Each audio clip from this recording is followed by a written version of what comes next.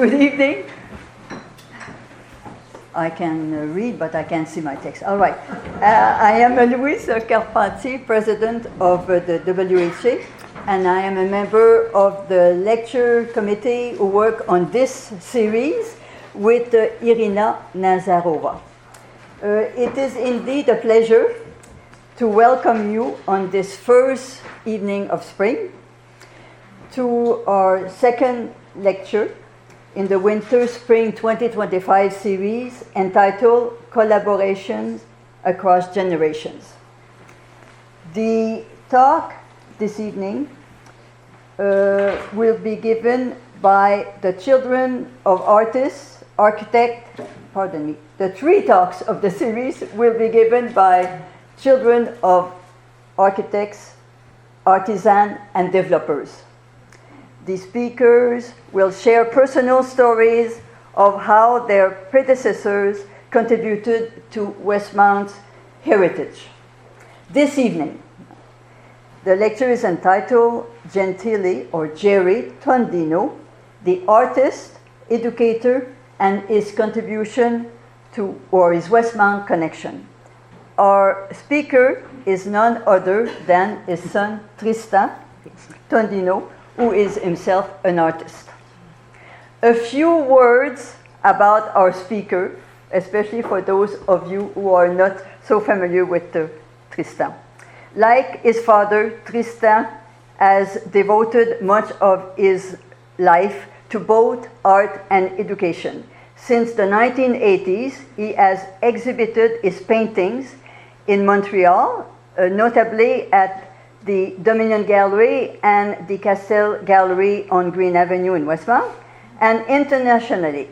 His more recent exhibitions were in 2019, 2023, and 2024. He has taught painting at the National Theatre School of Canada, spent over a decade as head scenic artist at the Centaur Theatre, and worked as an award-winning art director in film and television. Currently, he teaches at the Visual Arts Center here in Westmount, while preparing to defend his doctoral dissertation in philosophy at McGill University. His research focuses on semantics and theories of meaning in natural, visual, and formal languages. Our speaker, Tristan, views his talk as more than a tribute to his father. It is an invitation to reflect on the enduring power of art, education, and the creative spirit. This evening, we ask for your collaboration for two matters. First, please turn off your cell phone for both the lecture and the question and answer period. This is in respect for our guest speaker and audience. And there is an audio recording of the evening that is being made, plus one or two videos.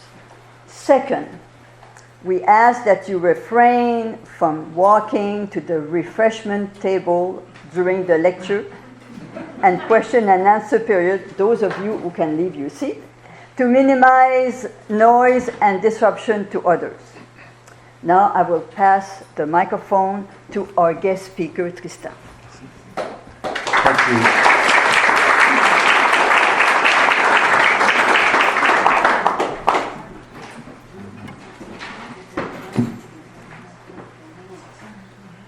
So, everybody can hear me okay? Good. So, well, good evening, everyone. Thank you for coming, and thank you to Irina Nazarova and Louise Carpentier for organizing these presentations. I'd also like to thank the Westmount Historical Association and the Westmount Library. This is such a gorgeous room, and the building's fantastic. I'm very grateful to John and Glenn Campbell from Campbell Gallery. They did a lovely window to promote this talk. And I'd also like to say a big thank you to my wonderful wife, Josiane Brunel, who helped me put all of this together, this PowerPoint, and helped me rehearse. Okay, so that's my dad. He was standing on a platform. And so Gentile Tondino, and his nickname was Jerry. Everybody knew him as Jerry. And I'm going to call him Dad mostly tonight. And he's giving a critique of the student's work, and we're going to call it, well, we call this a crit. That's the word generally used.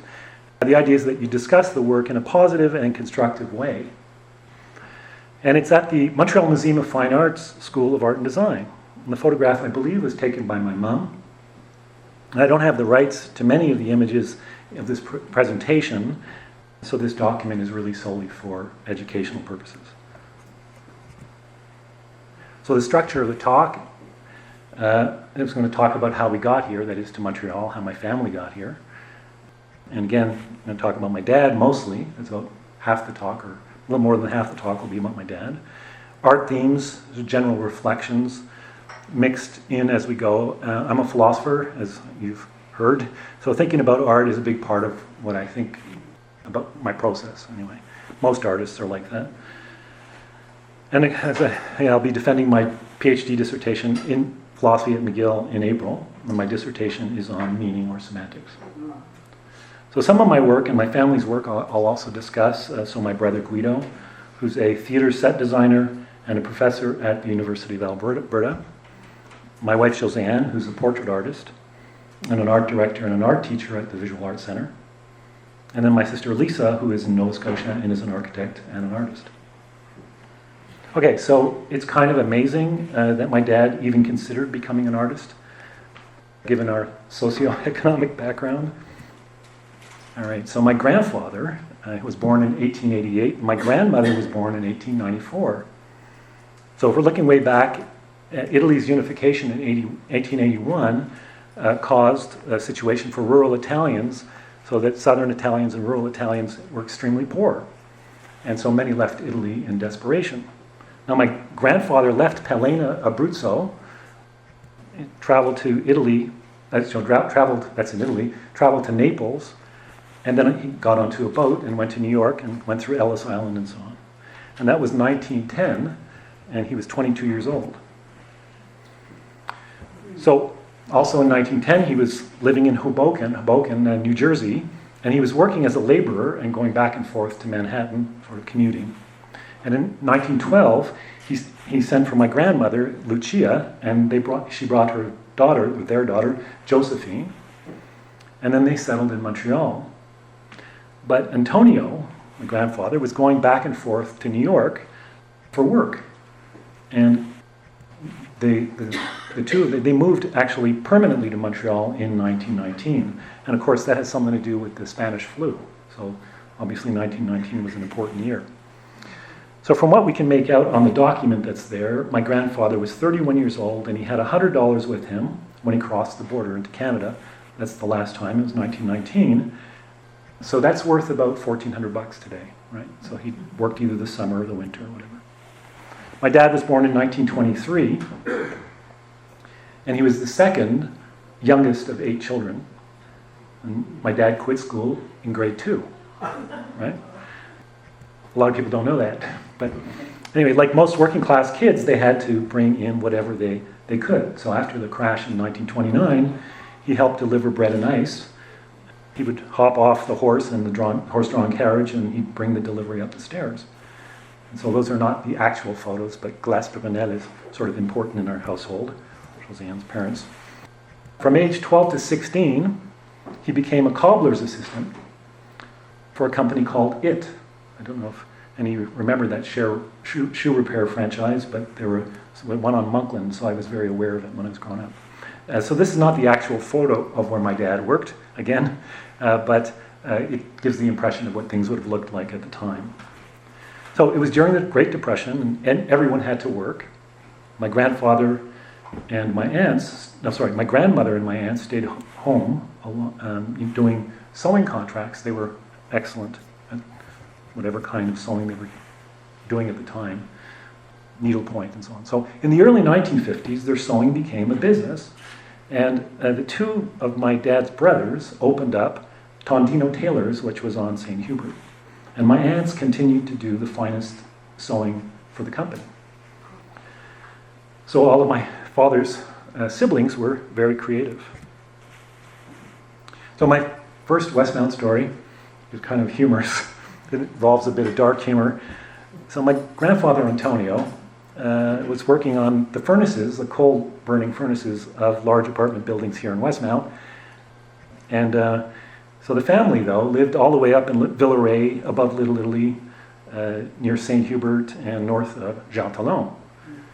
So now Antonio would walk all the way home every night from Westmount to Villeray whenever he was working. And he'd stop along the way in taverns on, St. Catherine and St. Lawrence, just to warm up, but also sometimes, for a drink. Anyway, one night in December, on December 20th, 1937, it was minus 17 degrees, and Antonio sat down to have a short nap in the snowbank. All right? So that didn't work out, right? So, but while I was growing up, whenever we would leave the house in the wintertime, we were always reminded never to take a nap in the snowbank. So, okay, that's my first Westmount connection. So I promise the stories will get a little bit happier as we go. But that was the first one. In 1939, my dad had what we might call today a burnout, right? It was a nervous breakdown, I think, in those days. But he was 16 years old. He was overworked at the shoemaker's store, and his dad had passed away fairly recently. So it was also the Second World War that was beginning, so it was that. So, now my aunt told us that while convalescing at home, he painted on fabric that he found around the house, and he apparently nothing was safe, like he would paint on the tablecloths. So these are some very early paintings that he did. He would have been about 16 or 17. And my dad turned 18 in 1941, but he wasn't recruited in the, to go to the war because actually he had very, very bad tremor, and he was very, very thin, as you saw in that first picture. And also he had very bad anxiety, so the combination made for a lousy soldier, I imagine. Now, Adam Sheriff Scott was the official painter for the Montreal Gazette. So Sheriff Scott got contracts for brochures, illustrations of all kinds. He made a living as a painter, an illustrator, and an artist. So my father found Sheriff Scott's studio address in the newspaper. So he wrapped up some paintings and knocked on Sheriff Scott's door, which was located at 1536 Bishop. That street, that's up there. Now Sheriff Scott was also a Westmounter who lived at 4480 Western, which is now de Maisonneuve. So he was living, and that building is still there. That's that building right there. Now Sheriff Scott was a well-known Westmount Society painter. He was a member of the Beaver Hall group. He worked with Edwin Holgate, Anne Savage, A.Y. Jackson, Lilius Torrance, Newton, and then many others.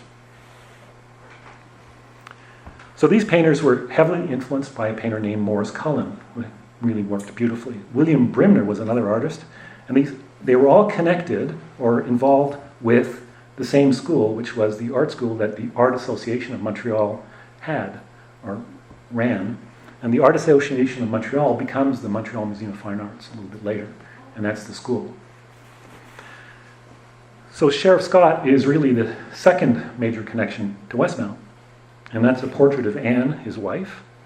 And the other portrait, of course, you would recognize is Churchill, which he painted and was commissioned by the British government.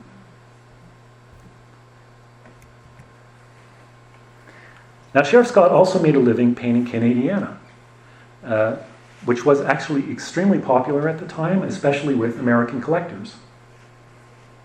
So if you would go to the banks or offices, hotels like, the Montebello, you'd end up seeing paintings by Sheriff Scott. And at the Montebello, there are 8 large paintings of Canadiana. They're really spectacular.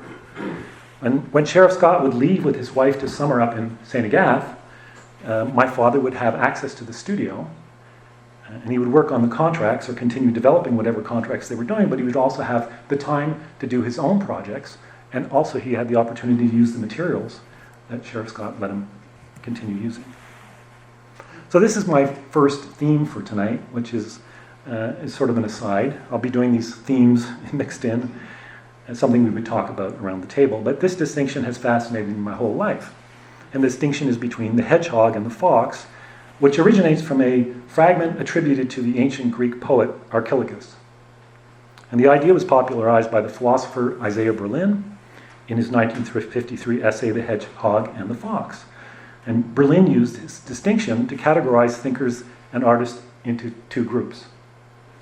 So the first group is the group of hedgehogs who view the world through the lens of a single defining idea, then they get obsessed by it and then just keep working on it and polishing on it.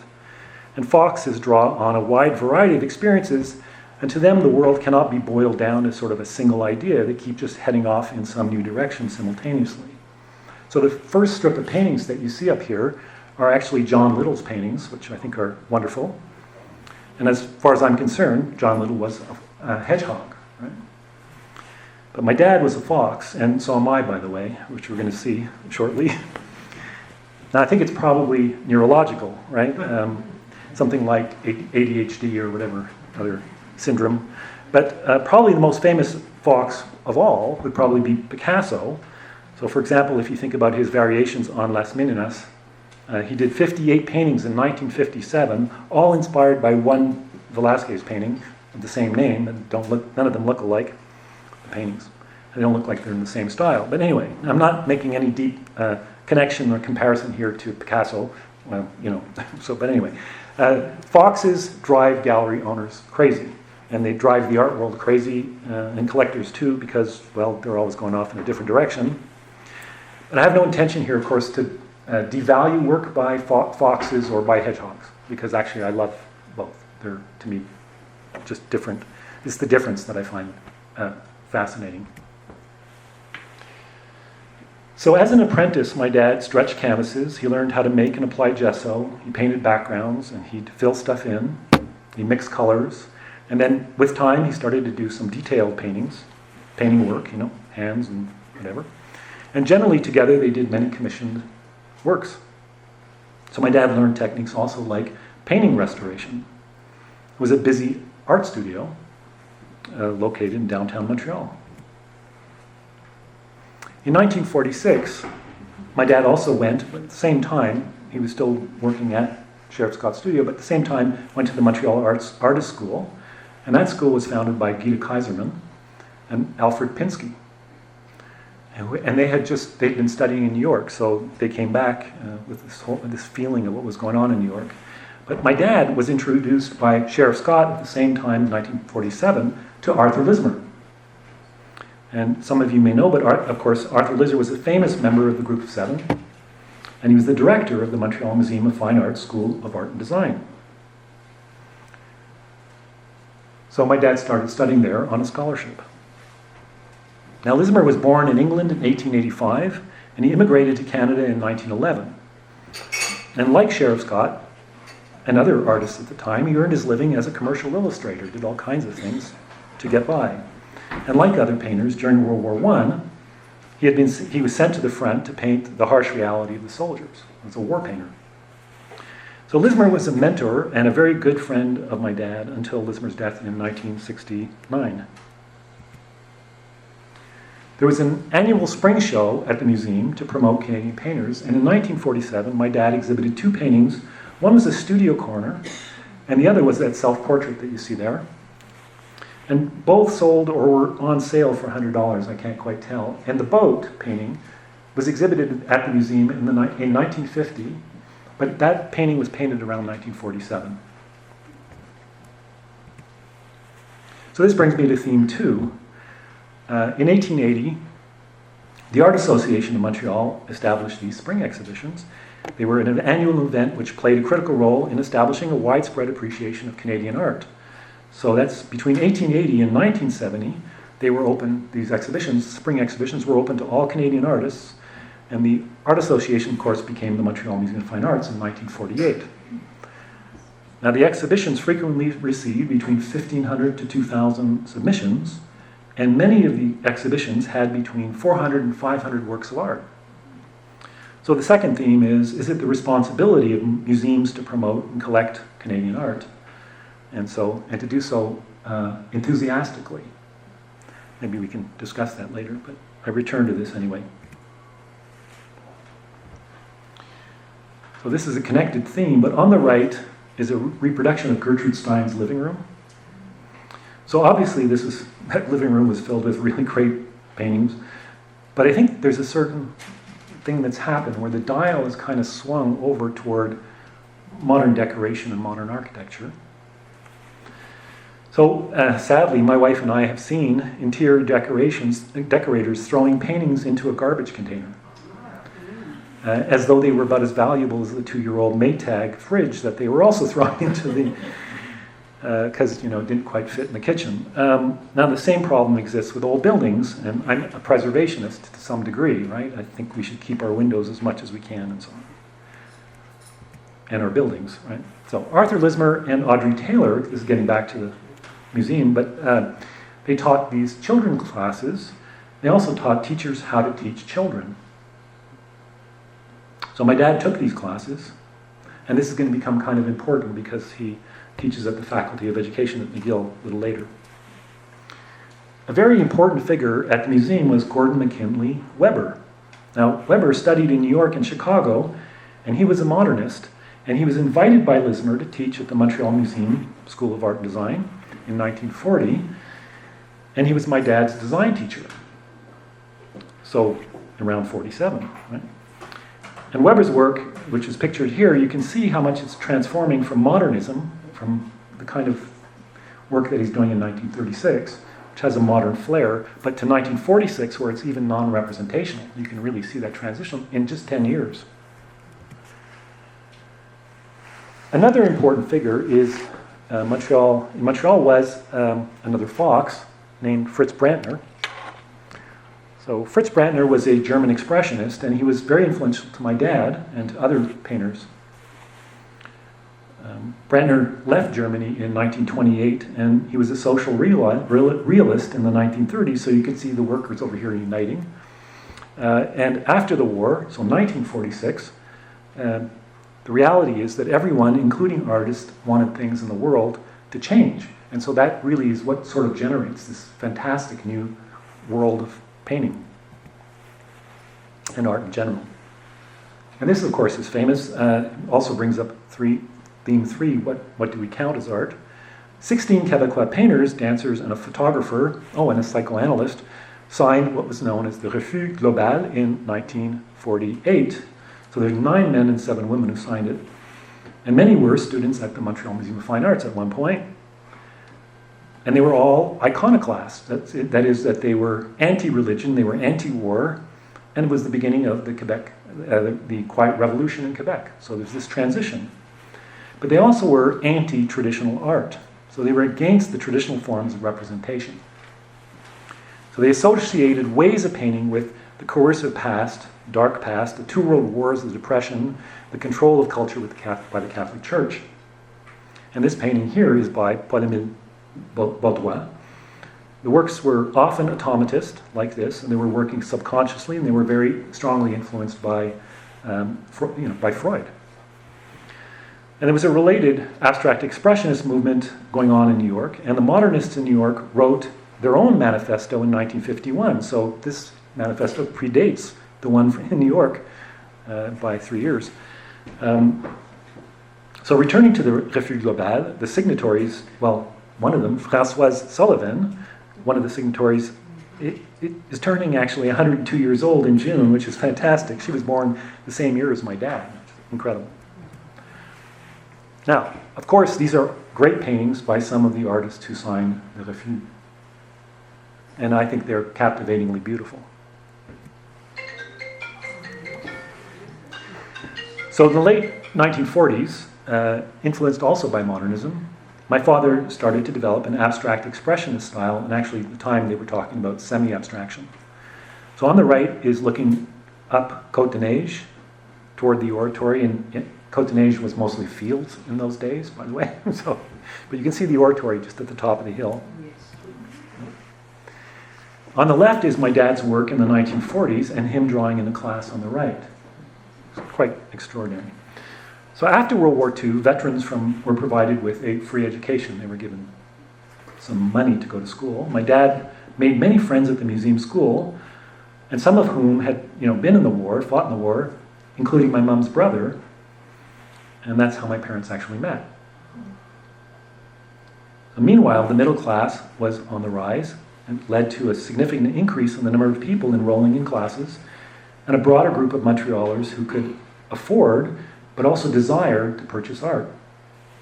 So between 1953 and 1967, my dad was invited to teach at the museum he was invited to teach at the museum by Lismer, and he taught there between 1953 and 1967 at the museum school. And literally hundreds of Montrealers and Westmounters were taught by him, and many became art teachers also. This is an early still life from 1949. My brother Guido was born in 1951. Now this was a big incentive for my dad to keep on teaching and also trying to be an artist at the same time. But by the time my sister and I were born, there was a lot of pressure on him, I have to say.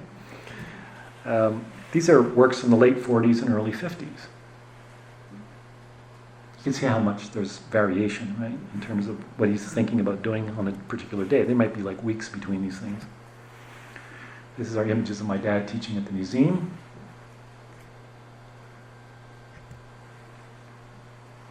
So on the left is a picture of a group of artists. I don't know all of them, but that's definitely Lismer on the right side of the photograph, where the arrow is, a tall gentleman, and then my father, where the arrows are pointing.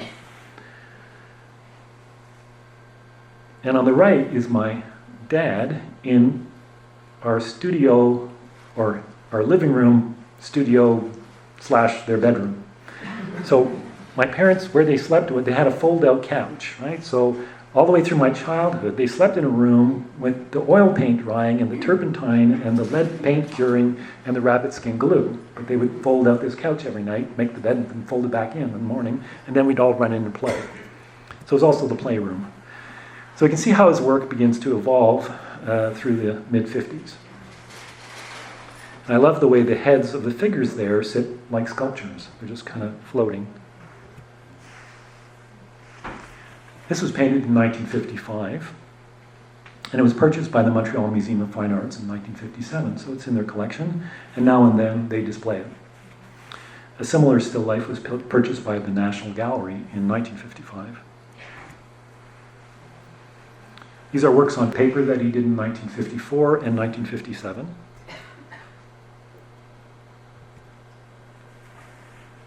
My dad worked a lot with shapes and patterns.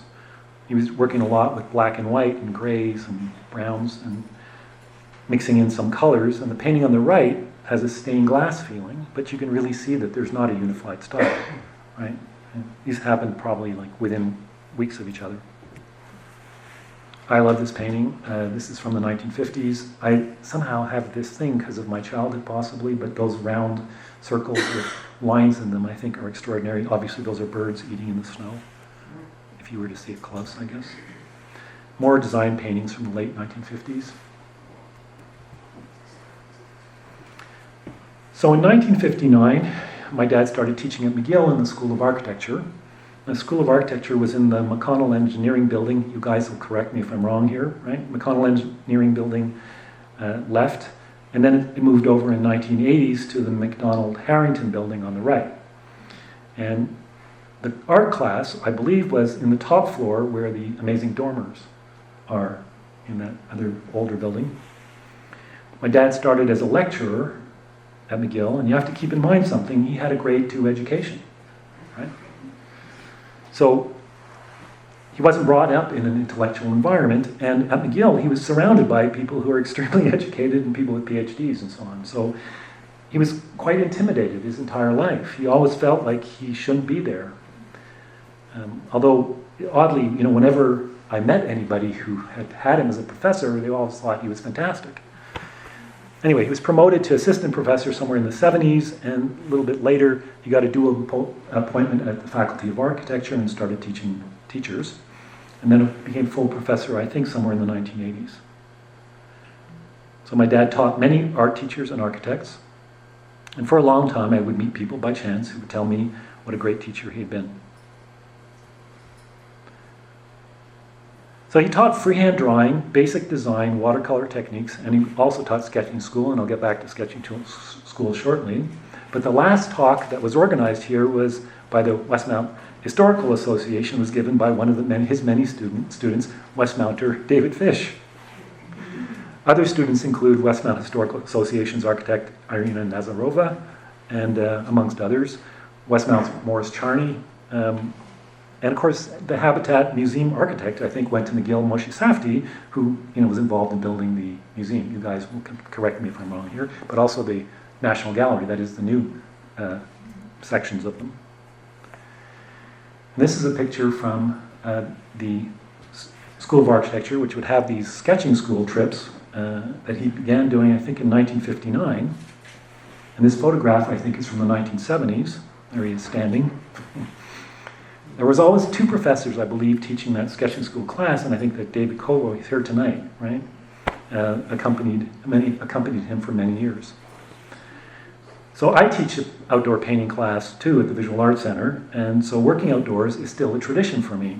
By the way, outdoor painting blossomed with the Impressionists because of the invention of tubes of paint in 1841.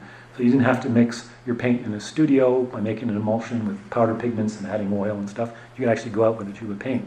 Most of these classes, though, of course, they were sketching and drawing. But the still life on the left is, I find, fantastic.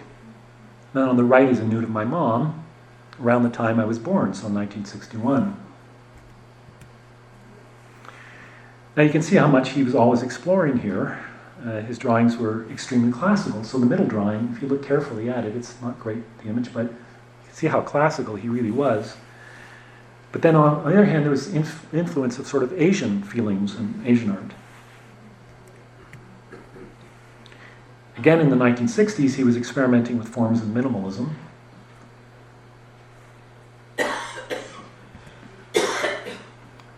In 1967, the original of this bird in a tree was purchased by Reader's Digest. There was a print that was actually produced of it, and there are quite a few around, but there was something my dad would do. He would set up a design problem. So for him to put an oval in the middle of a rectangle would be an immediate design problem, because he would think that would be really boring. So he was working on something here, which is something to do with symmetry, and I've always looked at this painting. This might be very subjective, and I've seen a rib cage and the bird being slightly to the left, right? So there's a kind of metaphor here of something to do with the heart and so on, which I always read this painting as being a bit about that. We'll get to talking about metaphors very soon. My sister Lisa was born in 1964, so in 1967, that's my sister on the left in blankets, and then on the right, that's a drawing of her sleeping. And then that's me in the garden and a bunch of flowers. So here's a theme. Getting back to my parents sleeping in the studio, but artists struggle with space. My parents moved around a lot, they had small apartments, and as I said, they usually slept in the studio room. However, on the right is a painting in one of his studios, so it's a painting in a painting, and that studio is he got a garage, and he renovated it, and he put in a big skylight and a wood stove, and he'd go in and he'd light his wood stove in the morning and paint in there. It's quite extraordinary. But at least he wasn't in the, they weren't in the bedroom anymore. And this is a continuation of theme number 4. In 1969, Arthur Lismer died, and it was a huge loss for my dad. So he painted a number of commemorative paintings of Lismer. And so on the easel you can see, not very well, but you can see that that's Lismer with a pipe. And Lismer had inherited that particular easel from Tom Thompson, and my dad got it in the late 50s. So he's painting on an easel that passed down through the group of 7. In the middle, this was his studio in a barn in Laurentians, which I mostly built or renovated for him. You see how my dad was really sacrificing perspective in a certain way for issues of design, and I'm going to discuss that in a bit more. He also did a number of portraits of objects. We'll get to that in a moment, portraits. In the 70s, my dad got many commissioned portraits from McGill, and many are exhibited at the Redpath Hall and other buildings. He also had many private portrait commissions of Westmounters. So as I explained, my father was not a scholar, but as a professor, he needed to publish in some way. So he was encouraged to paint portraits as a way of publishing. Another element had to do with him feeling like he needed to show that he could really paint and draw academically, so he kept his hand in trying to represent in a very sort of traditional way. But in many ways, you can see he was reenacting or going back to his time with Adam Sheriff Scott, where he was an artist who painted paintings, showing, portraits. Donald Hebb was a famous neuropsychologist, and my dad painted that portrait. Now, my dad never worked from photographs. He was a little bit against photography. He found that the camera made decisions for the artist, and that really bothered him. So he'd bring his paint and his canvas to meet with the person, because he really wanted to talk with them and get to know them. So we're going to get into the world of metaphor in a moment, but my dad in the 1970s started to focus on what I'm going to call metaphorical realism. And here he was reading the poems of Robert Frost, particularly The Mending Wall, and you'll notice, of course, that's a Frost fence, right? So if you put the name Frost with, okay.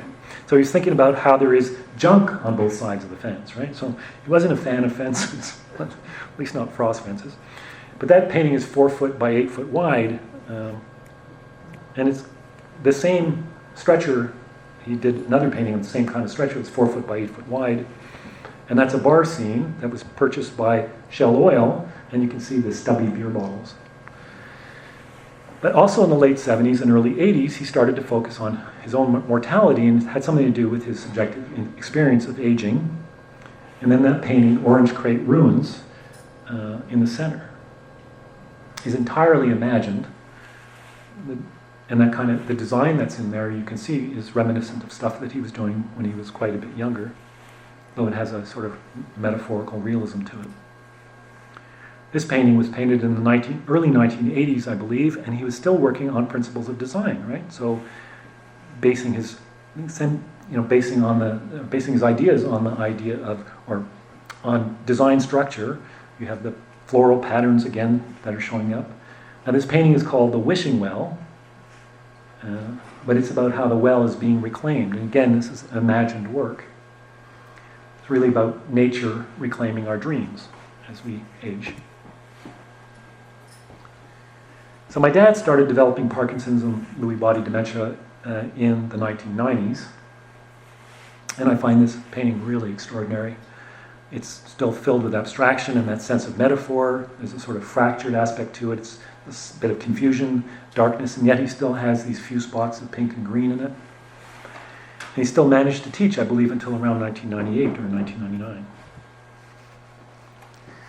My parents split up in the 1990s, and my mom moved into Manoir Westmount, which is in this complex here.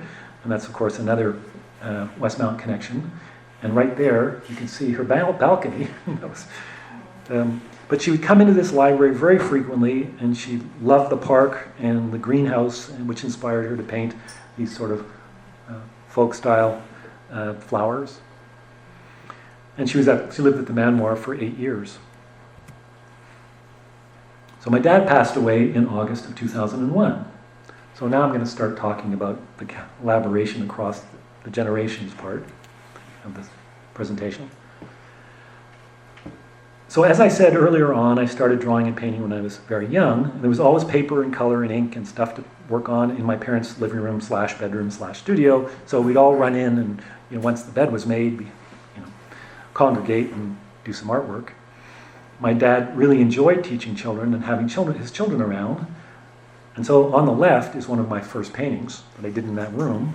On the right is a Lismer drawing of me in 1964 when I was enrolling into the Montreal Museum's children's classes. Some of you may have been there, but I find this adorable. Now, along with being an excellent painter, Lismer did wonderful drawings and cartoons. He was very, very talented with his drawings. And he mentioned, as I mentioned earlier, he was an illustrator, so just the way the gesture of the foot I find fantastic. So on the left there, this is me at the museum school. I must have been 3 or 4, and many children were enrolled in those classes. And I guess it was a kind of daycare at the time. And on the right, this is my sister Lisa in the foreground, and me in the studio of the sculptor and painter Henry Wanton Jones, or Jimmy Jones, who at that time was in Saint-Sauveur. And you can see how much clay is on my sister's hands, so that just went everywhere. Also at the museum, of course, here's my first group show with my friends. On the right is something that I did when I was 6. And it was a lesson actually in removing paint. It's weird, like I remember it. My dad taught me that you could remove paint and then bring back the background, and I thought this was fantastic. So, getting back to theme 1, the top works are mine, so I can't help it, I'm a fox. John Little's works again, and then my dad's works, clearly another fox. Now, of course, it's not that hedgehogs don't have different periods, it's just that they don't have them all at the same time, right, simultaneously. And as I said earlier, sketching school in architecture at McGill was held every year in the late summer. My dad taught from 1959 on, and I think they still do it. Right up to the late 1990s, he taught the sketching school. So students would travel to a town in either Ontario, Quebec, New Brunswick, Nova Scotia, or Prince Edward Island, and it was extremely well organized. And our whole family would go along with my dad. Anyway, we would draw or paint sitting beside my dad's students. And then we would attend the crits when we were old enough, not to be a pain. And I was 9 when I did the little watercolor here on the left. And I did the 2 pen and ink drawings in my teenage years.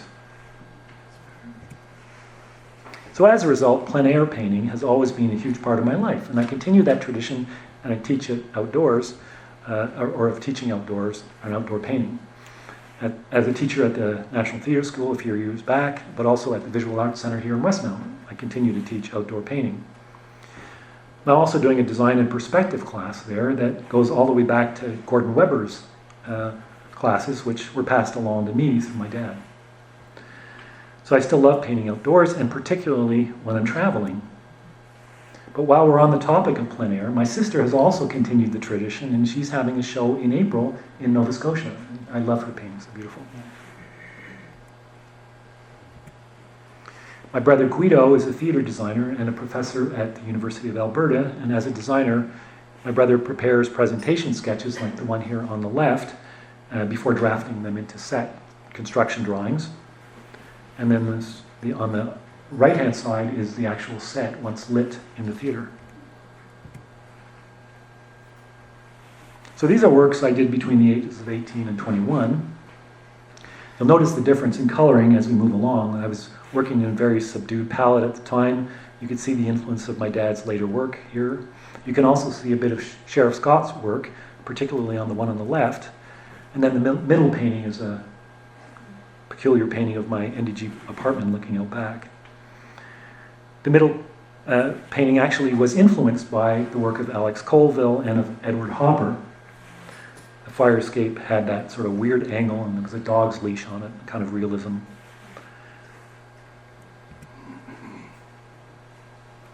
So I did a series of about 12 paintings about unhappiness when I was in my early 20s, and somehow I was completely naive, and I thought that they would make really great wedding gifts. The truth is I was really quite proud of them. But my friends, and particularly their wives, some of them are here tonight, they didn't quite share the same enthusiasm about the wedding gifts. I mean, I guess, And the middle painting is this guy who had a few too many drinks at the Monkland Tavern, so in NDG. Now, returning to theme 4, the studio space, in 1986 I applied to go to the Parsons School of Design in New York and to the Ontario College of Art in Toronto. And I was accepted at both, but I decided to start a company instead. So I really wanted to have a large studio to create huge paintings and to do something that was like an Italian bottega, which is like where you have all these artists come in and you work on stuff. So we got a lot of contracts, though, from Centaur Theatre and film contracts and commercials, along with residential contracts, such as we actually painted some frescoes and murals.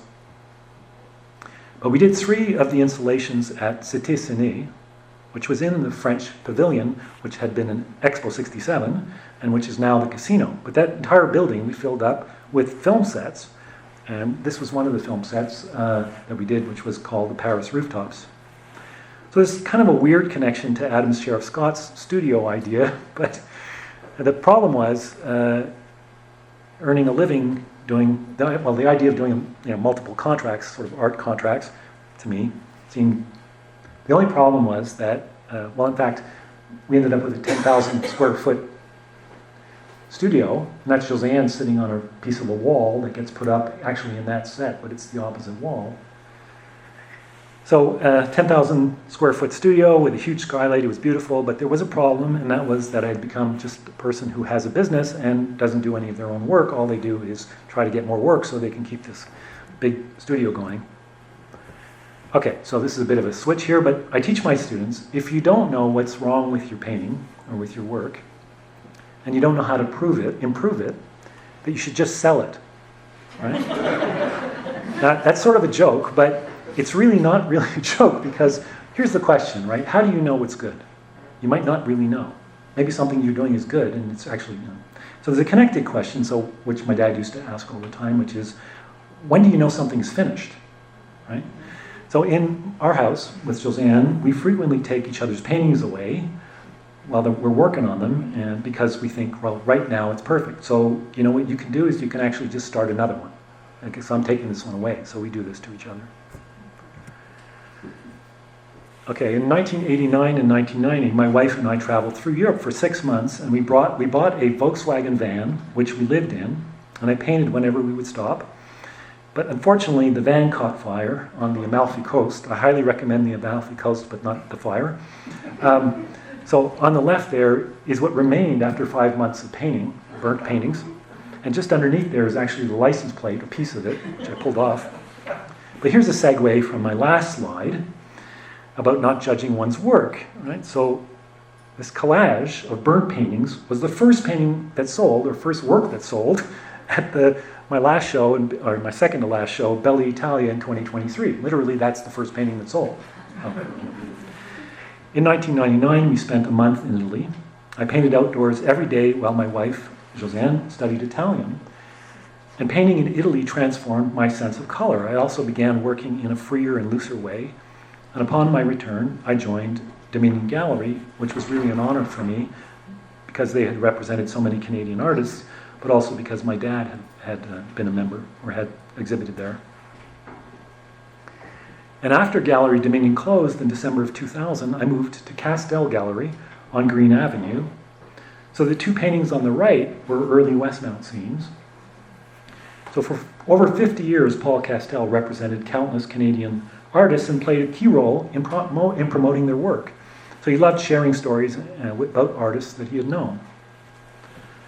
The small painting on the left here is Sherbrooke Street looking west from, Steinberg's, right?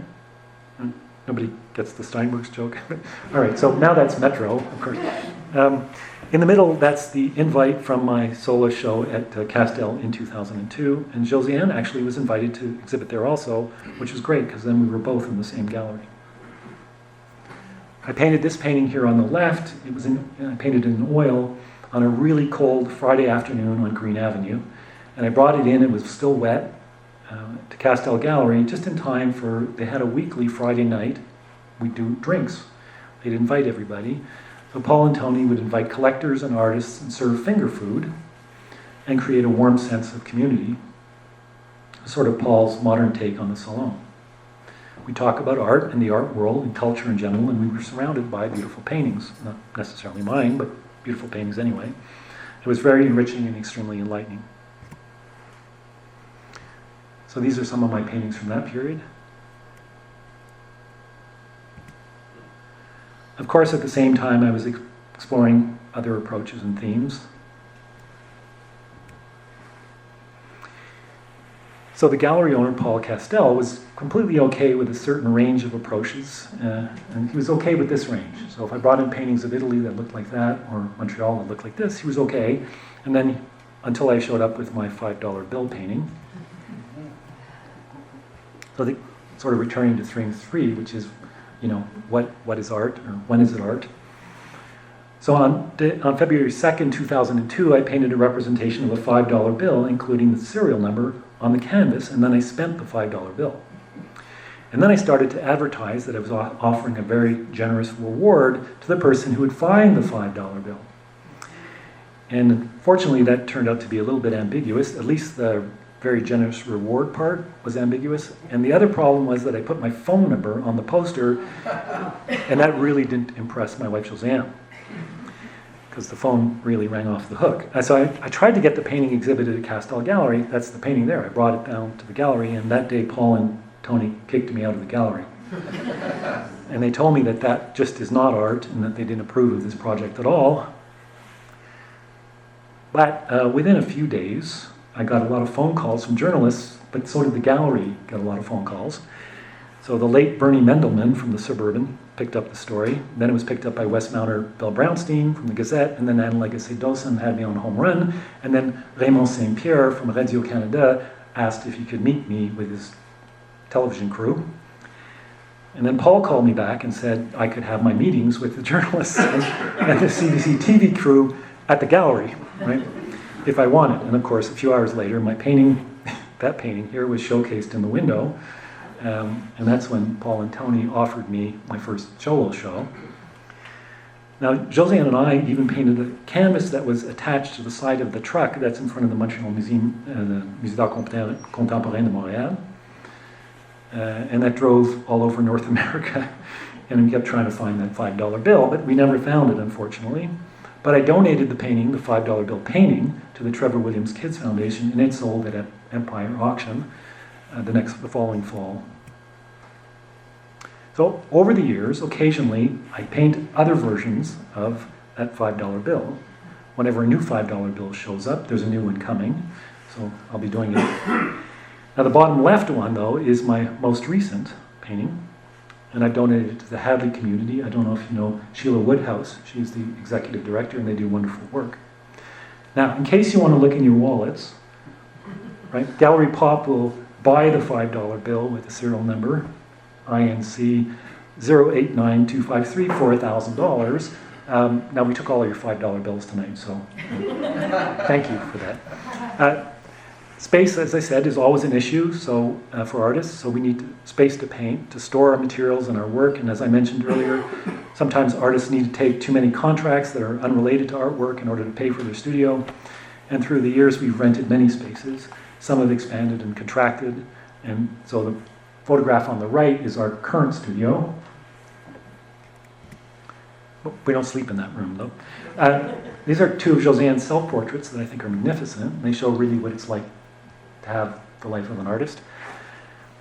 Well, at least a certain level of artist. So that's a hallway, the first painting on the left, on which there's another painting at the front door, and it was painted in 2003, and she was 39 years old. And the name of the painting is Please Hang Up and Try Your Call Again. That's the title. So you can see, if you look carefully at it, that there's a telephone on the floor that's off the hook. There's tubes of paint everywhere, scissors, precariously positioned.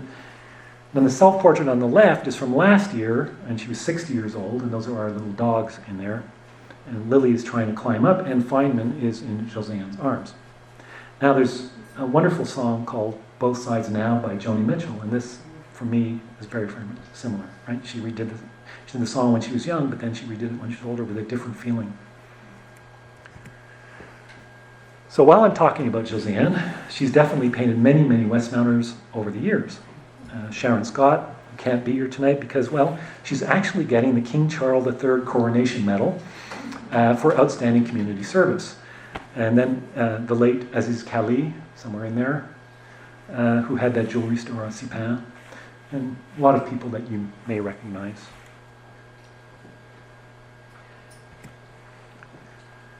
In 2002, I wanted to paint large paintings, but we were in this small apartment, and so I decided to head outside.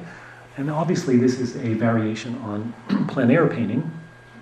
I started to use the walls that surround construction sites to work. My favorite spot was in Westmount on the corner of Claremont and de Maisonneuve. We're putting up a building right there. So every morning I would carry out my materials and I'd staple my canvases on the plywood that was surrounding the construction site. The two photos on the left were taken by Tom Burston, who was a Westmount photographer and cinematographer. And the photo on the right was taken by the late Matthew Cope. Some of you may have remembered him. He was also a Westmounter. Now, my painting out there caused a lot of curiosity. People would definitely stop. Some would get angry. Pedestrians and drivers who passed by. some thought it was humorous. Josiane continued to accompany me regularly because she was really worried something bad would happen. You could actually see her in the middle picture. She's sitting there with our dog. One day somebody yelled, "Get a job," but actually it was a bit longer, the sentence, so it had some other expressions mixed in, but I won't say them. Anyway, I wasn't defacing any walls. Of course, I had a job. I was just using that surface. But without a studio, this is one of the large works that I did in the period, and this is 6 feet long by 24 feet long. Here's another one. I think of this as my Pieta, and it's titled "Only Power Wants War." And it belongs to a couple of our friends, and it's sort of weird. They actually live in the same building where Adam Sheriff Scott lived with his wife on the Maisonneuve, that building that we saw earlier. And that was 50 years ago that they, I have this really funny feeling that they actually live in the same apartment, but I have to figure out how I'm going to find out. So returning to theme 2, I'm a bit of a gadfly. These are more peculiar works about whether or not things are art or not. After my dad passed away, we had a few Lismer paintings and some of my dad's work, and I thought, well, some of these should be in the museum. So we met with the curator, and he told us that the cost of the cubic foot of space at a museum is actually extremely high. Of course, you can imagine that, right? But here's the problem. If you put really interesting works, like Arthur Lismer paintings, the group of 7, on auction, and then they don't get purchased by the museum, that seems kind of odd. Because it seems to me that museums should generate interest by collecting the works, at least of historically important figures. And then the second problem is, why did they stop having those annual spring exhibitions? They were a great idea. They were very promotional for artists. Again, it has something to do with the cubic foot, price of a cubic foot. Now, another point is that it's great to have a Canadian pavilion, but it would also be good to put exceptional Canadian works, including Indigenous masterpieces, beside American, Asian, African works of the same period. That's also a really good idea. Anyway, so to get to the images here, I started, because of that whole thing where I was trying to donate work to the museum, I started to try and donate these paintings to the museums all over Canada. And of course, they'd send back this letter of refusal, which I ended up cherishing, because I still have them. But the painting's name is a painting no one wants, right? So, or un table de refusé. They were really great, because they would write back, "I don't want your painting." Right? Okay. Now, the last one, of course, that I did is my favorite, and it's called "The Least Excellent Painting in Our Collection." So I thought, like lying in bed at night, some curator might start to worry about which was the least excellent painting in their collection. Right? Not to say the worst, because none of the paintings there would be the worst, but which was the least excellent, right? So I figured this painting would solve their problem, and they refused it. But now, the point is that not every museum requires, or not every work in the museums require the same level of care. And I think that museums should be expanded in such a way that not everything gets the same level of treatment as a beautiful old Rembrandt, right? This is my show from 2023. It was quite a few more paintings, but that's Bella Italia. It's a show of plein air and plein air inspired paintings. When I travel, I paint 5 by 7 inch versions, and then I do larger paintings in the studio. And this was curated by François Melançon of Galerie Pop, with much encouragement from our friend Valerie Garcia. And this is the water show I did last fall, also plein air and plein air inspired. Again, it was curated by François Melançon of Galerie Pop. So as I stated, like Adam Sheriff Scott, painters have a tendency to do whatever commissions that they can get to pay the rent and do those illustrations and so on. So we did a lot of commissions of portraits and paintings in particular styles for movie productions. We regularly rent our paintings, our own paintings, to movie productions, to decorators who need to decorate their sets. There are rights issues, so you have to sign a contract. They can't just put up anybody's work and film it. Now, I've also been working as an art director in the crazy film world. As art directors in film, we oversee the visual style, ensure that the sets and the environments align with the director's vision and the story. So these are images from one of the many sets of Home Sweet Home Alone. We built that entire house that's in a studio. It's a copy of a house that actually exists outside, so we could film both, and we could do all of the special effects in this one. Now everything, of course, is fake, and the snow is made of paper and styrofoam. And these are images from episode 2 of the HBO series The Last of Us, which was filmed in Calgary, and we won the Art Directors of the Guild of America Award for the Best Art Direction for episode 2. That's that episode. The middle top illustration is the kind of illustration that we would do, although there's also, plans and drawings and so on. And you see the finished work on the bottom on the left. I don't know if you can see, but anyway, Mayotes there is there. It's a street in Boston. And then the top left image is the same as the bottom left image, but it's in progress. Right? So we go the other way. We take something we put it together, it looks nice, and then it's extremely dilapidated by the time we're done. And we've also worked as scenic artists on films. Here are some film sets that we worked on in Canadian and American productions. The bottom middle photo is from The Mummy. What's really interesting in film is you get to work on things that you wouldn't necessarily get to work on if you're... Anyway, let me continue. This was shot in July outdoors at Mel's, and so the snow is salt. This is one of the 2 short films we wrote and directed with Westmounter Steve Beanstalk, who did the musical direction on it. Both films opened at the Montreal World Film Festival. These are covers of the 3 of 4 children's books that we wrote and illustrated. Okay. So on the left is a portrait of my mother, painted by my dad in the 1960s. On the right is a painting I painted based on a plein air painting that I did in northern Italy. Art has never been just one thing for my family. My dad influenced many people, including my siblings, my wife, and me, of course. And art is an evolving conversation. It's a way of seeing and a way of questioning, whether through painting, through film, books, teaching, and so on. My goal, like my dad's, has always been to explore and push creative boundaries. So, thank you so much.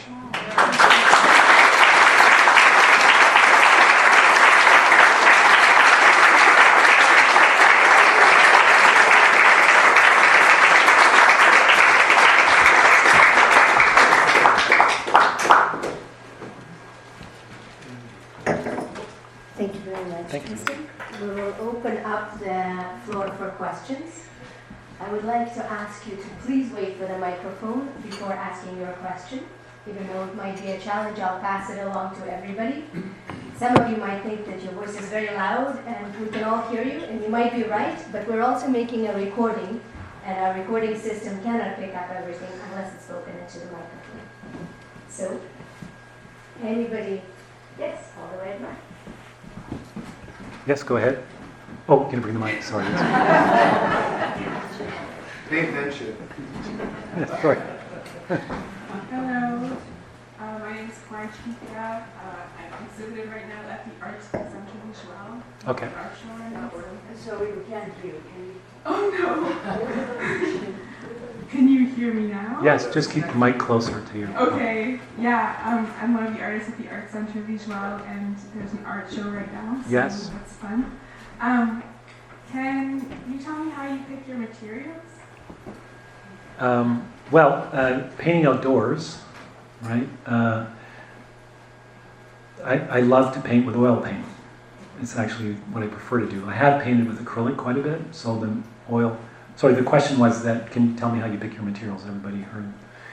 But painting outdoors, I will use acrylic at times, but most of the time I try and paint with oil paint, and then I have a technique. Even those big, large paintings that I did on the construction site, those were painted in oil. And what I would do is, I had this technique of folding it, because I didn't really care that some of it would print, like it did not matter to me. Well, you saw how messy they sort of were. The smaller works, I have a sort of way to keep them in a box. That I paint on canvas directly, not on panel, but I tape them in a box, and then I bring them back and I immediately hang them on a wall, and then they dry over the next few days wherever we are. So, does that answer the question? Did you ever use other materials? Oh yes, of course. I have used. I've used watercolor. I've sketched a lot. Used charcoal. Love charcoal. But I don't know of any I mean, maybe there are more materials than it. I don't really use gouache. There's things I don't use. Here's a follow-up. You mentioned the Plein air? plein air painting. So at the time I was thinking, I wonder if you're using oil or water. And so now you say oil, and you say you have boxes that when you put them in, I guess to keep them from being smudged, I guess, right? Yes. Oil. Yeah. I paint a little bit, and when I went from smudging. well, I went from water to oil, and then the thing is, my first oil painting, when I did something one night, and I came back the next day and I touched it, and I said, "Wow, it's still wet." Yeah. It's like I know it surprised me how wet it still was. So anyway, that's what caught my attention when you mentioned when you saw the plein air versions. So you put them in a box. Yeah, well, actually, usually I carry a box which is sort of folds out and becomes an easel, and then it has kind of partitions and then there's the back wall of it that you can actually tape something to, and it doesn't touch anything else. Everything's kind of closed. There's special boxes for painting outdoors. Getting to your point about drying time, there are ways to make your paintings dry a little bit faster using resins, alkyd resins that make them dry quicker. So often outdoors I will boost my paintings so they dry just a little bit quicker than they would if I was painting in the studio where I don't mind as much. But I use alkyds now. Not a good idea in your house. Okay. Any more questions? It's not a question, actually. I was an architecture student at McGill between 80 and 84, and your dad, Jerry, was a sketching school teacher and had the most amazing memories of those classes. I had more art than many of the students did in my background, so I especially appreciated sketching school and freehand drawing. But I realize now as a 19, 20, 21-year-old, which I guess is a time where we're pretty self-centered in its pre-internet days, I had no idea that your dad had that amount of background and was that artist. I just knew he taught classes in art education.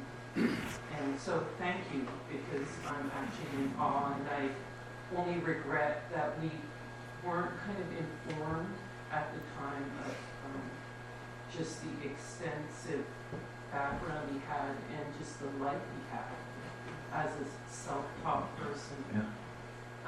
And I was also, I think we were born in the same year, and I was also in Lismer's children's classes. Great. So I was actually looking at those pictures because I had really short hair, Yeah, you might have been in those and pictures. I remember going to those classes. My mom signed me up, so I'm really eternally grateful for that.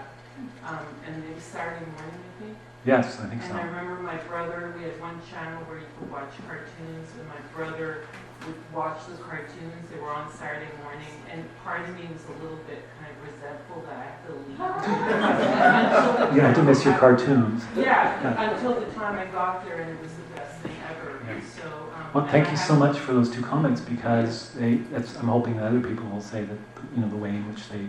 But it's wonderful to hear that you had such great experiences. Yeah, I mean, now students look up a teacher's name in Wikipedia, and then they know all this stuff, and so I almost like David Cole was here today. It's like, how come there was never any mention of how what a phenomenon this person was, really, right? Oh, you're very sweet. So, thank you. I was thinking that it's probably a moment to pass it on to Mr. David Cole to answer that, but if you like, I'll give it to you first. Very quickly. Can you tell us, sir, about your PhD thesis? Evidently. Thank you. Yeah. So it's there's a kind of connection. I'm very interested in meaning, right? So and then kind of like I'm fascinated by formal languages, so logic and mathematics. I think I'm really fascinated by formal languages because I actually find them really beautiful. It's sort of weird to think of, so anytime I see, a blackboard that's covered in quantum mechanical, I love it. I don't understand it, but I love it. But logic too is part of philosophy. So formal languages is one part. Then natural language, meaning in natural language really fascinates me. But something that I've been pushing a lot at McGill is visual languages, right? So I do talks at the department about architecture, right? Like meaning in architecture, because it's really fascinating. And it's, we go to a lot of schools are sort of STEM oriented, science, technology, engineering, math. But there's a lot of people who want us to add the A to it, science, technology, art, engineering, art, math. So I tend to spend a lot of time just talking about natural language, but also trying to communicate something about visual language, mostly. But those are my three areas that I'm extremely fascinated by. Semantics in formal languages, natural languages, and then the visual languages. Go ahead. Can you qualify natural languages, please? Oh. I don't understand Yeah, so it's natural languages. By natural languages, I mean it's actually very technical, but I actually mean that thing in our heads that allows us, for biological reasons, to be able to generate an infinite number of sentences. Or obviously time stops us from generating an infinite number, but you just find yourself, you can talk like crazy and go on and on. So that's what I mean by language. But you can also think of languages as like English, or French, or Italian, or Catalan, or whatever. But so sometimes we talk about natural languages as those languages, but for me, natural language is the biological object that's in our head that allows us to be, different from other species, because there definitely seems to be a difference in how we approach language, and how we manage to do things like go to the moon, but also ruin things for the average animal. I think we're slightly different.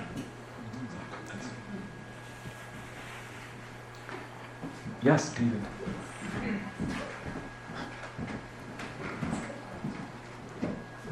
Thanks, Tristan. I've been challenged by Irina to respond to Kathy's wonderful recollection. Right. I was also one of Jerry's students. Okay. And I share her amazement at the range and quality and breadth of work that you showed us tonight. Yeah, and actually it's a very small part, because I'm often very saddened by the fact that there's so much that went out there, and I don't have anything of it. But every now and then, because of the internet, stuff pops out. So I just keep gathering it. Where is it? Is it in museums? Is it in... Well, there are two pieces at the Montreal Museum of Fine Arts, but they're not right now in the collection. Or they're in the collection, but in the basement. It's part of my talk. That's why I like the Gertrude Stein thing, where there's paintings everywhere. Here, look at this room. Not to pick or anything, but there could be more paintings. But there still are some lovely ones. Sorry, I lost track of what I was saying. You were saying? Well, it's okay. He's been gone 25 years. Yes. Maybe a little more. But we still use the lessons, the kind of formats that he developed for teaching plein air drawing. Yes. We don't do light drawing anymore, but we kept it alive for a few years, right, into the 2000s.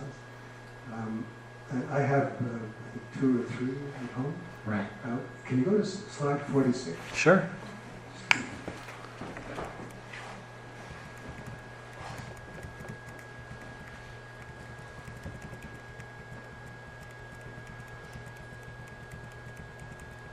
Oh yes, you asked about the museums. So there's 2 at the Montreal Museum of Fine Arts, and the 2 are at in the National Gallery. So, yeah. And these, of course, are, as you mentioned, portraits. The portraits, yeah. The one on the right is a man named Eakin, of West Mountain, Chancellor Eakin. Okay, good. He's Chancellor of the University. Yeah. And the painting on the wall isn't actually that version. Okay. It's a long story that I'll cut short.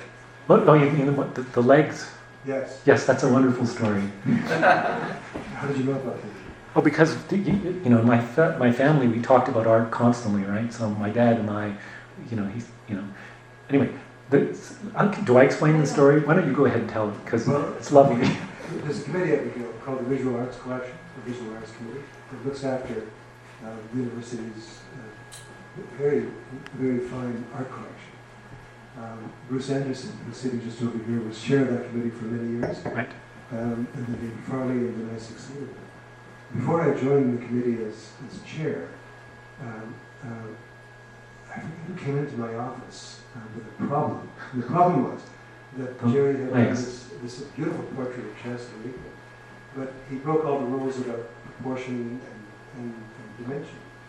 And so the committee went to him and said, "You've got to crop it. You've got to cut the feet off." and I said, "It's a little lower. It's not there, not there." And that would, of course, bring it into the conventional dimensions of all the portraits of the chancellors. Yeah. And they wanted me because they knew of my relationship with him. But you'd be able to tell them, "Could you cut the bottom of the painting off, please?" Well, I said, "Jerry, I just had the strangest request. And if you want me to, battle for you, I'm happy to do it." I had said things, maybe, first of all, why are you asking me to do this? Can't you understand why he would be reluctant to alter? And I said, "Is it composition? Is it the color?" And he said, no. He said, "Those people," he said, "they just didn't want to do it. It's such a silly thing." So he was just stalling. He thought that if he dragged his feet long enough, it would be okay. And he said, "I'll do it. I'll take care of it." And then about 10 years later, he walked into my office with the rest of the painting. Oh my God! Okay, so because I did see that stretched. And signed. Right. So if anybody wants to see the Bottom of the painting, the feet. You'll find it in the administration building, but if you want to see the feet, and a very nice pair of leather shoes. It's in my office. He had a great sense of humor about that stuff. Yeah, well, he did have a sense of humor. Yeah. And he had a tendency to answer questions with questions. Yes, he did. You referred to the idea of cost. One student, I remember at Sketch in School, had been approached by a visitor in St. John, New Brunswick, or Charlottetown, somewhere. And they offered to buy the painting. And in the evening discussions that you referred to, which were wonderful, Right. The student asked Jerry, "How much should we charge?" And his answer was, "Well, how much do you need?" So it was really, from so many points of view, unforgettable and amazingly empowering. Yes, absolutely. Is there a book? No, there isn't actually. There should be.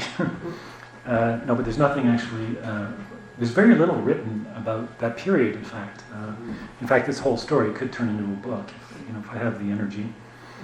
But I just want to get back to something that you said about this portrait. And my wife, Joseanne, of course, is a portrait painter too. But we always recount these two stories that come from John Singer Sargent, who was a wonderful American painter who, up until he was 50 years old, did portrait commissions. So he had two expressions, and the first one I really cherish. It's exactly this. He said, "A portrait is a painting with something wrong with the mouth." Right? Because, portrait is a painting with something wrong with the mouth. There's always something when you're painting a portrait that somebody will notice. And Sargent was an incredible portrait painter. But in that particular case, of course, a portrait is a painting with something wrong with the foot, or the feet, right? So that became a classic joke in the house. My dad, of course, did not use projection at all. He mostly painted in front of the person. So the variations in form and size and proportion really came from his hand, and he would slightly exaggerate things if he thought they were important. So he always said to me, he felt like, yeah, those hands, he thought, oh my God, that man has huge hands. Now whether they're bigger than what's there or whether, I don't really know. But I would pose frequently for these paintings where I would put that thing on and I'd sit and talk with him and he'd say something and he'd paint a little detail, a little piece of the jacket that he would. So, and the second thing that John Singer Sargent said was, every single time I paint a portrait of a friend, I lose a friend. So anyway, those are two of my favorite stories about portraits.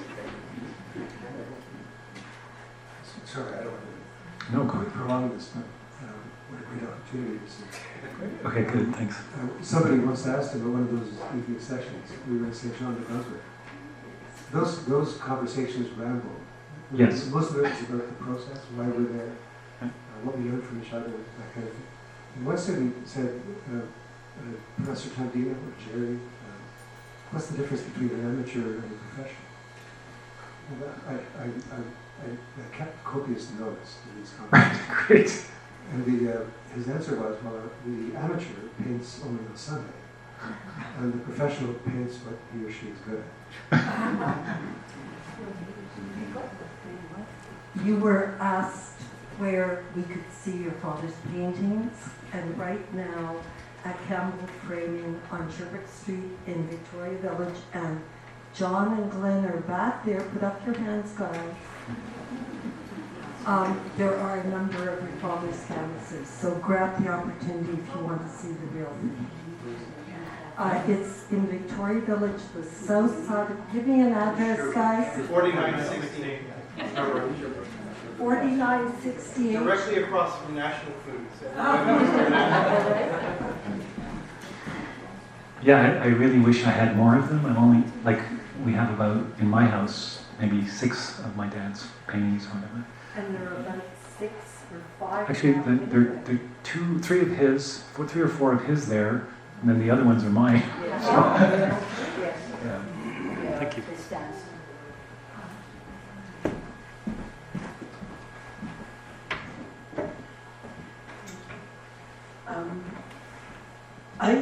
Is this working? Yes? Okay. Now, I think some of David's stories were lost at the back of the room. I'm sorry. Which is too bad because they are always delightful to hear. I was at art school with Guido at the Montreal Museum of Fine Arts on Saturday mornings. Okay. But I think it would be of interest, perhaps, if you asked who in the audience could raise their hands to say that we were either taught by your father or were colleagues of your dad, and I think you'll be surprised by the reaction. Yeah, sure. Okay, so please put up your hand if you knew my dad or worked with him or were taught by him. Oh, I'm going to do 2.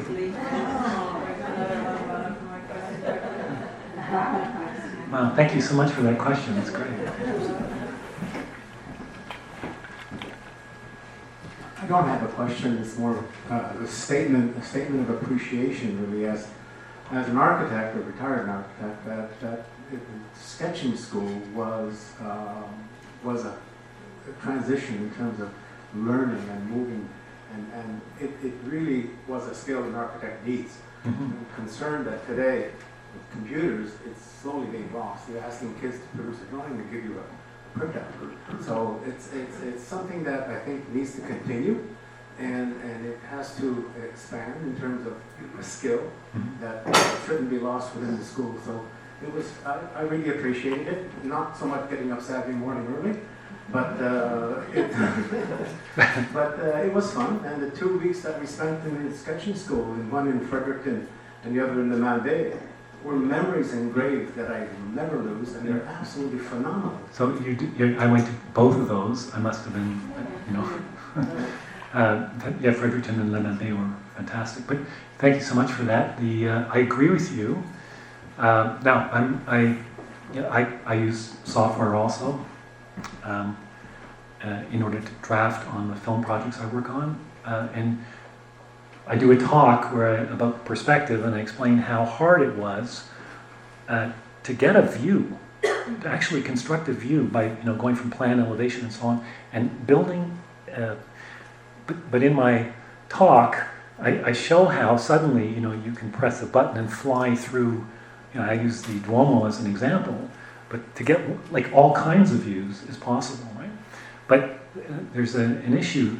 I do think that it's important for students to understand the fundamental differences between 1 point, 2 point, 3 point, and multi-point perspective. And I think there are a lot of things that potentially go wrong in that whole process if you haven't practiced. So I completely agree. It would be, it's a great idea for people to continue to actually go outside. And also, when you go outside, there's a kind of range of this steepness of the the converging lines. But when you're indoors and you're you're drawing a still life, that range is really small. So whenever I teach, I see students that are thinking they're outside and they're inside and they're creating these massive spaces. And so when you go online and you want to rent a house or buy a house, you see the bathroom, it's like 60 feet to the toilet. But then when you get there, it's the toilet's just 3 feet from you. So I completely agree that there's a whole process there that people have to go through.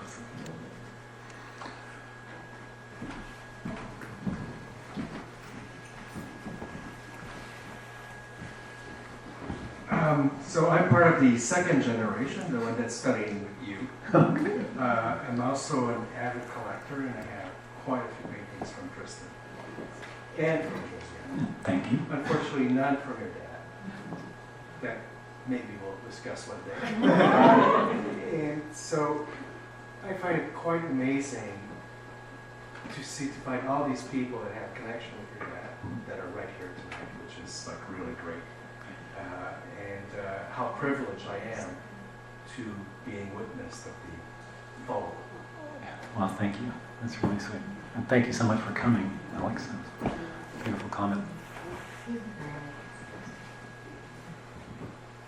I think I heard you correctly. Did you say that your father had a tremor? Yes. So. And I'm curious, my son has tremor. How did that affect his art?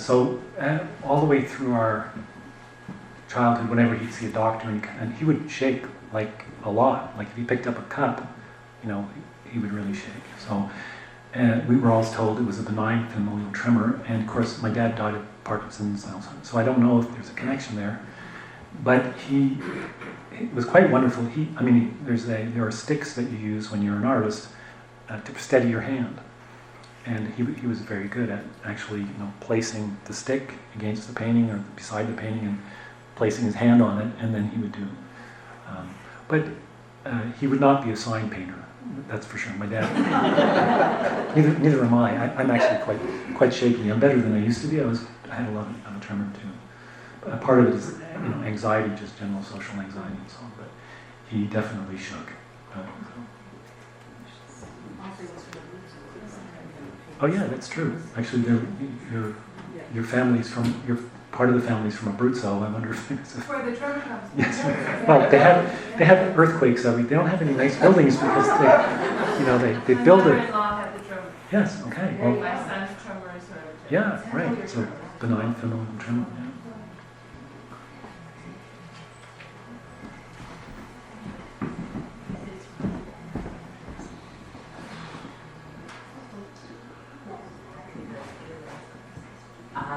I'm just curious what happened to the Tom Thompson easel.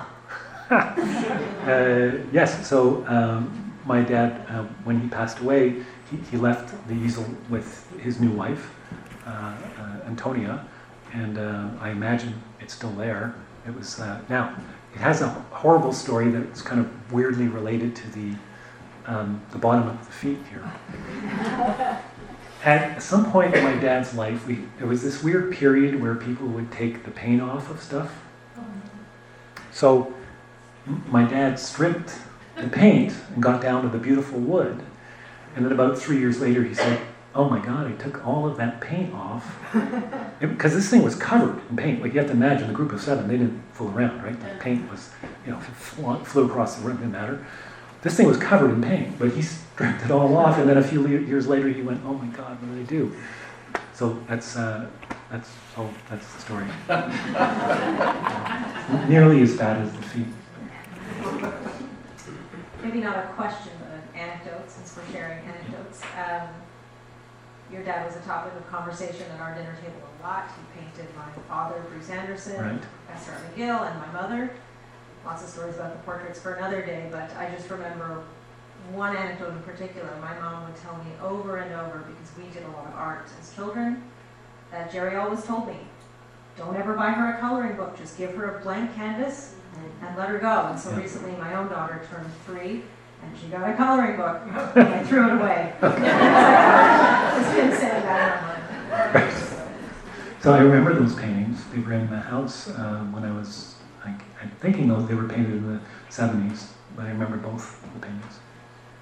I thought they were really lovely.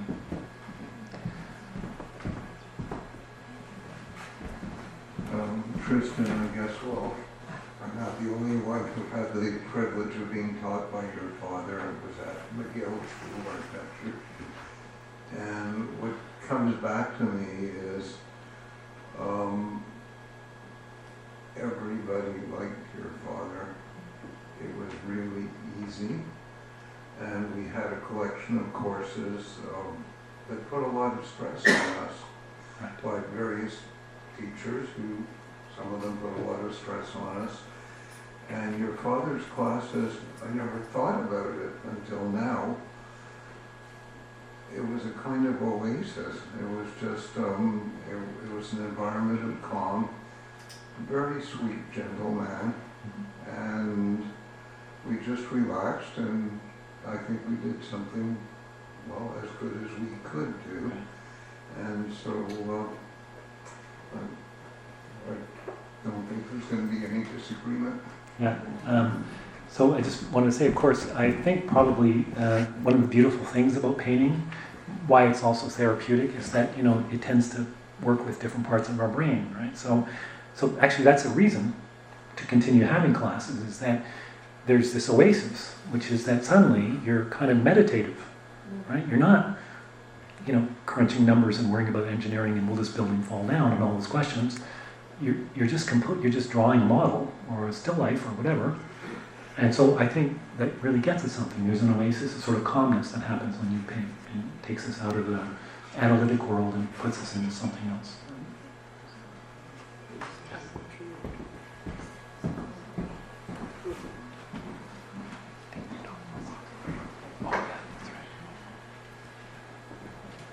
Tristan?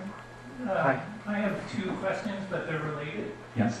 One is, can you talk a bit about his social life? Like, did he socialize within the artistic community, or, I don't mean to put this awkwardly, but No. or did his family Great prevent question. him from socializing? And two, what was his network of especially international influence? Because in those days there was no internet. Montreal did not receive a lot of, I don't think, major shows, but we had close access to New York. Was he an experiential painter in the sense through his social relations he was influenced, or he left school in grade 2? Like, did he have a huge library of books? Did he read a lot? He did have a huge library of books, a huge library of art books. So the two questions, I hope I remember them. The first one is his social life. He was really surrounded with many artists, right? And he was very, very close with them. We would go and visit their studios, and so growing up, I was very fortunate to go. And it's something that's still part of me, which is I've seen, you know, people become famous, and then their world sort of changes.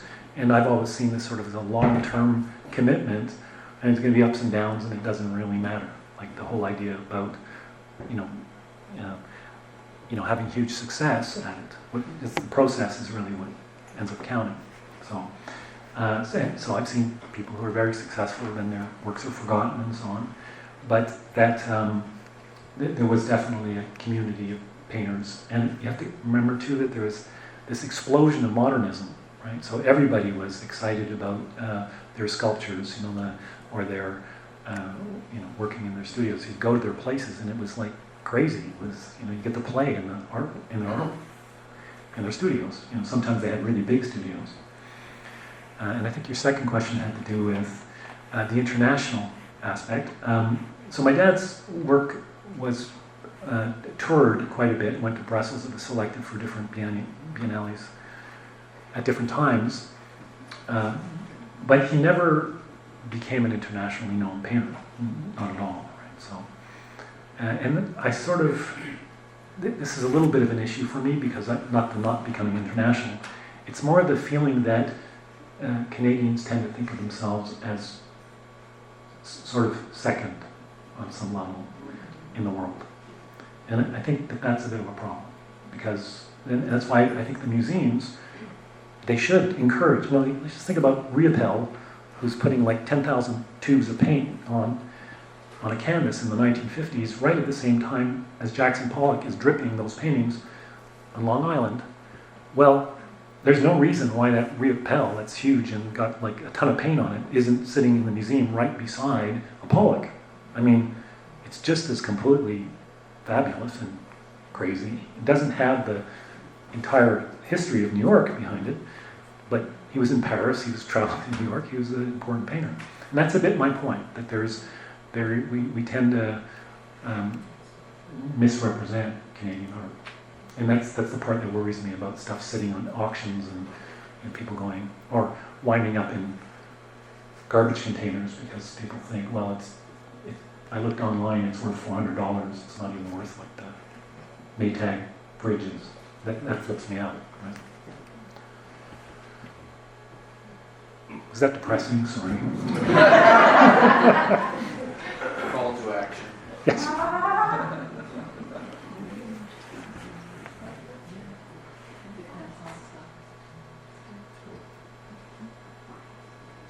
Any more comments? Questions? This is really your last chance this evening to speak to an artist and an educator. Yes? I think your father is really. Okay. I'm not going to say something that's new that we haven't heard, but I want to add my voice. Can you hear me better now? Okay. I want to add my voice to the appreciation. I was a student at McGill. I did those Saturday mornings in the sketching schools. Right. And your father was a very good pedagogue. I had a lot of difficulty, and it wasn't turning out like what the other people's drawings were. And he was just pushing me around and saying, keep at it, don't worry. And he was a gentle soul. Yes. And he was soft-spoken like you are. And I find that in the room, we're getting that feedback of all that warmth in the memories that everyone collectively brings into is being voiced. So I just want to thank you from the bottom of my heart to have shared your dad and your path with us tonight. Well, thank you so much for that comment. It's wonderful. I would literally be in a dentist's office and somebody would come up to me and tell me, "Oh, it was wonderful. He was really great." Tristan, thank you very, very much. We all appreciate enormously the time you've taken, the fact that you've accepted our invitation when you're preparing for your PhD dissertation. And I'm so glad that the room was full of people who have studied with your father, like myself, and yes. all have such amazing memories. And I was so glad to have met you so many years later and to have learned about him, because just like the first speaker who's mentioned, I think none of us knew really anything when we were much younger. Thank you so much. As is our tradition, we offer you a gift, something delicious, hopefully, for you to enjoy your evening, and a poster designed by our volunteer poster designer, Carmen, specifically for your talk. A poster designer somewhere. Oh, yes. And, Okay, great. Thank you. We're happy to conclude the evening on this note. Louise, would you like to say something about the upcoming? Well, just personally, Tristan, I felt that you shared your memories and also your recollections. And I found there was a bit of a difference, and I welcome both aspects. Well, thank you very much. To our audience, we thank you very much for joining us on this evening, even if the room got a little bit warm. And our new lecture our next lecture is on Thursday, April the 17th, in this room, and it will be the partnership of John Baker Fellows, Builder and Norton Alexander Fellows, architect, by the speaker Lucy Fellows, who is a curator at Cooper Hewitt National Design Museum, Smithsonian. So at 7 o'clock on April the 17th, and you will get, the members of the WAC, you will get a notice. Thank you very much to all of you.